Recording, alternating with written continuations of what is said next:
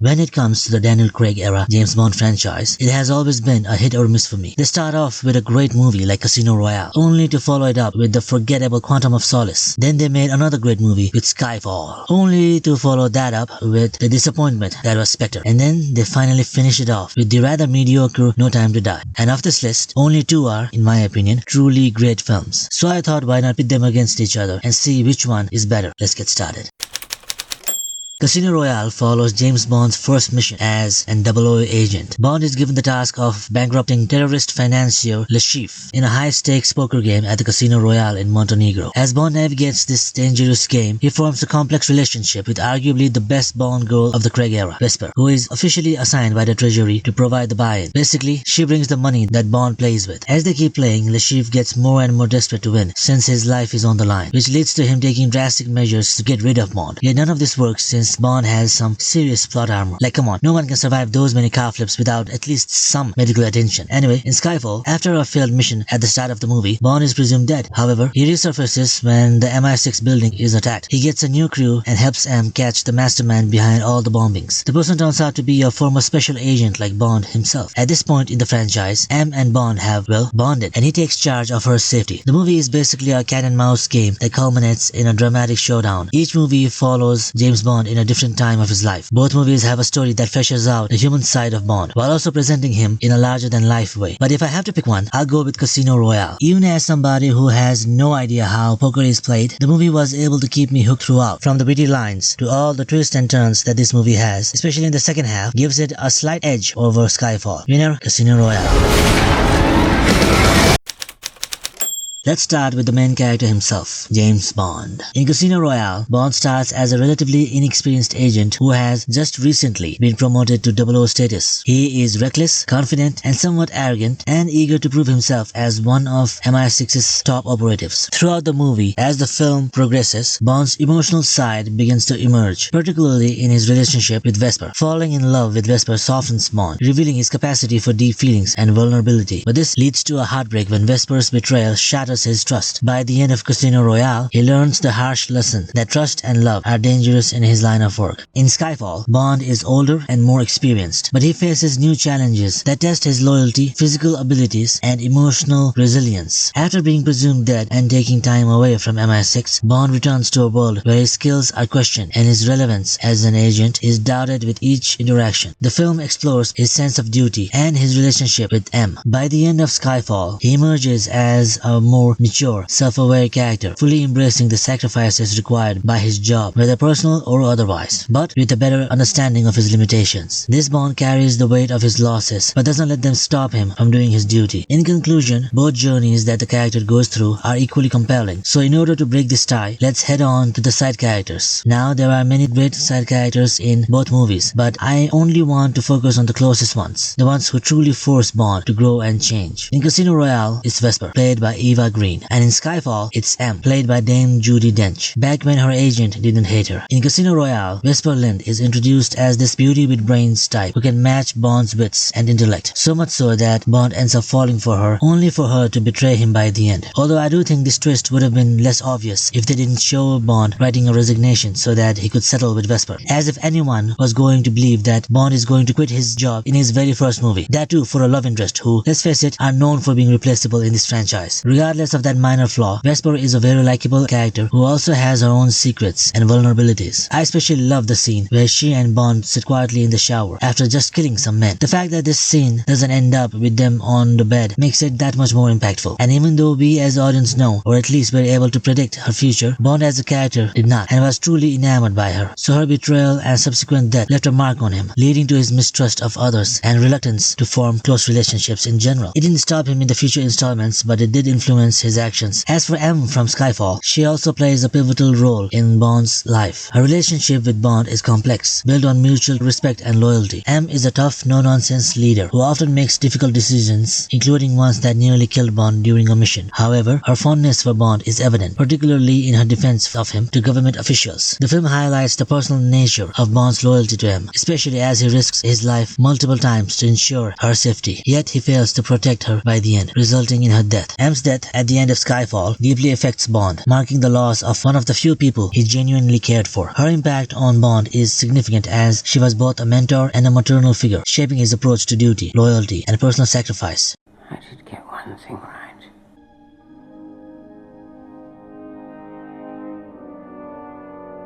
Both characters challenge Bond every step of the way, and James does bond with them both. I'm sorry. I couldn't resist. His chemistry with Vesper especially was amazing, and the devastation when she betrays him. You don't trust anyone, do you, James? No. Then you've learnt your lesson. I like how M defends Vesper when Bond calls her a bitch. Job's done. The bitch is dead. Did you ever ask yourself why you weren't killed that night? Isn't it obvious? She made a deal to spare your life in exchange for the money. It's almost like, just tell me the first word that pops into your head. Bird. Sky. M.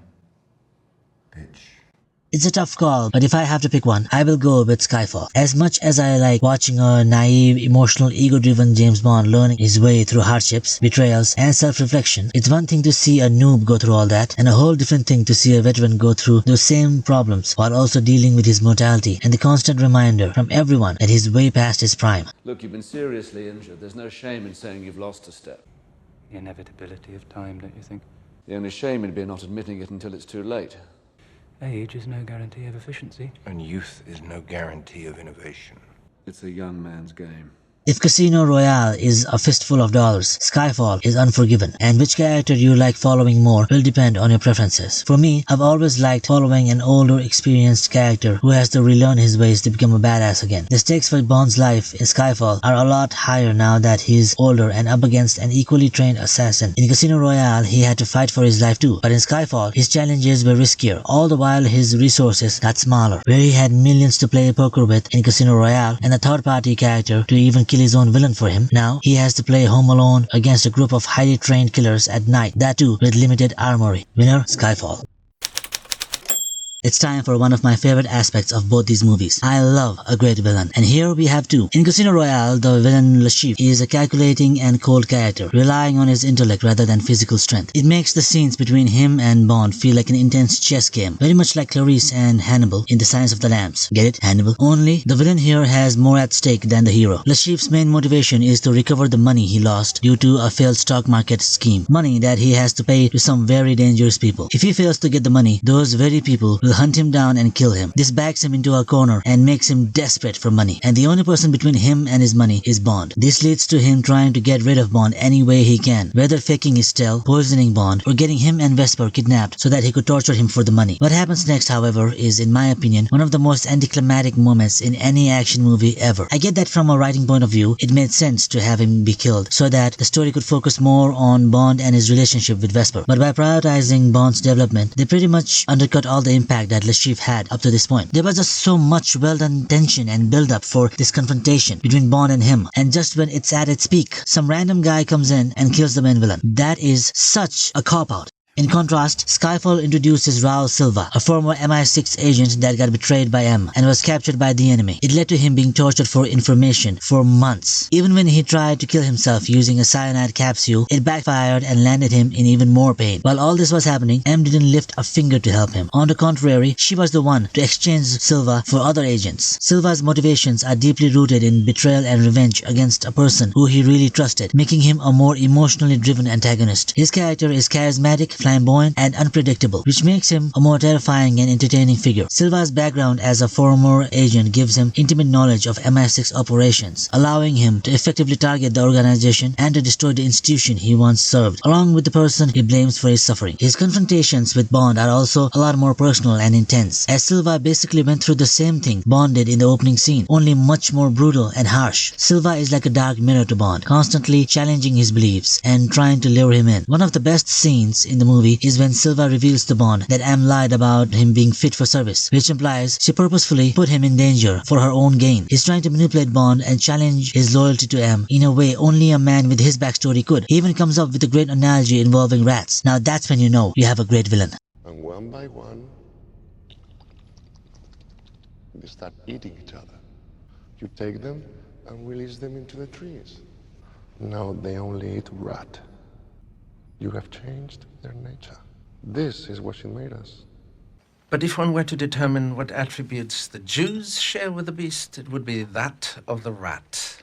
Now, M as usual had done what she thought was the best thing to do given the situation, and while Bond can see that, Silva can't, and this makes for a very compelling hero-villain dynamic. I also like the irony of how Silva as a character gets his villain origin story from being backstabbed and left for dead by M, only for her pseudo-son to then do the same but more literally in the climax. Both villains are formidable in their own ways and have understandable motivations, but it can't be ignored that one of them was a true threat until the very end. Lashiv was a good villain until he was killed. Silva, on the other hand, had a far better send-off for a villain. He even had less screen time than Lashiv. He had managed to do so much more. He destroyed Bond's childhood home. He bombed the MI6 headquarters, killing several agents. And finally, he won. He achieved his goal to kill M, even though he didn't live long enough to know he did so. And this scene, where he puts a gun to M's head, then puts his own head next to hers, the anguish on his face to have to kill the very woman for whom he used to risk his life over and over again. It was just so good. In conclusion, Silva was a much more engaging, menacing, and charismatic villain, in my opinion, than Lashiv. Winner, Skyfall.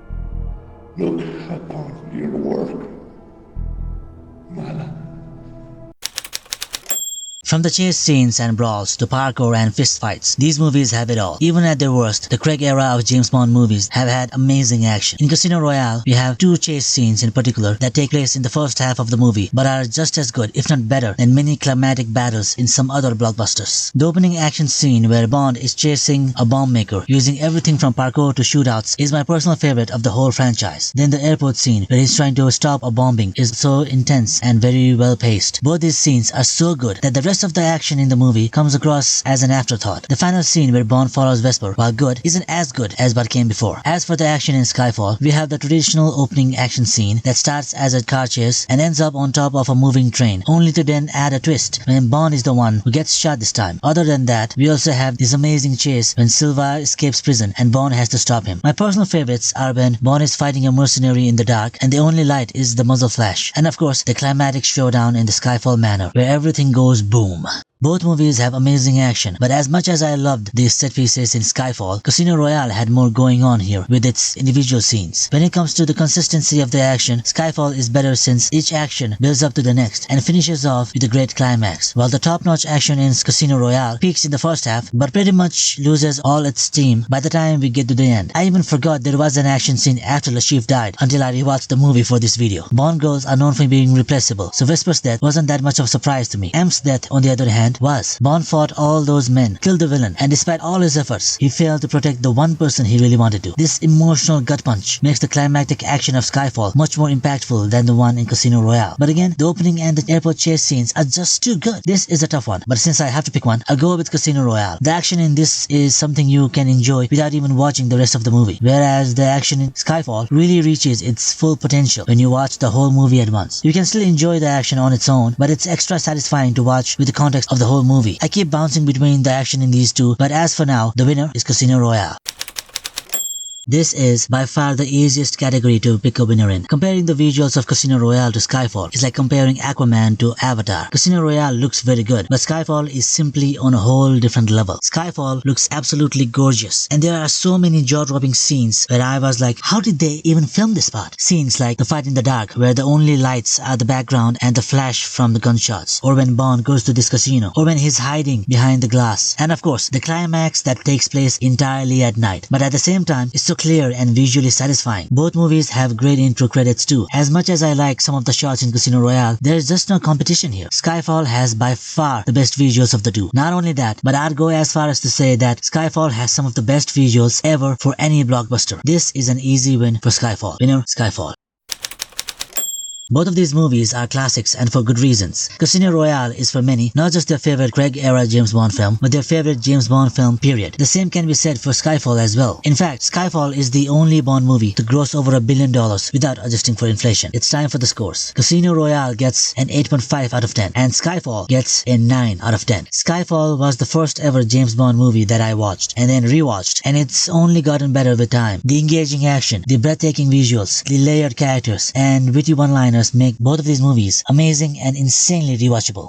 I can't lie! That's it for now, everyone. Subscribe if you're new, comment if you have any other movie recommendations, like and share so more people will know about this channel. I would especially prefer if you like and share the most, since for some reason my view count has gone so low in recent times. My last 2 videos didn't even have a fraction of the views that my older versus videos used to get. I don't know how that's even possible. Either YouTube is not suggesting my videos to enough people, or most people who have subscribed to me just don't care about versus videos anymore. In any case, I hope the few who have managed to stay this long have enjoyed it. There are only 2 more versus videos to go, and then I'm moving to the video essays. I guess we'll see what the audience wants afterwards. Thank you everyone for watching and have a great day. Bye.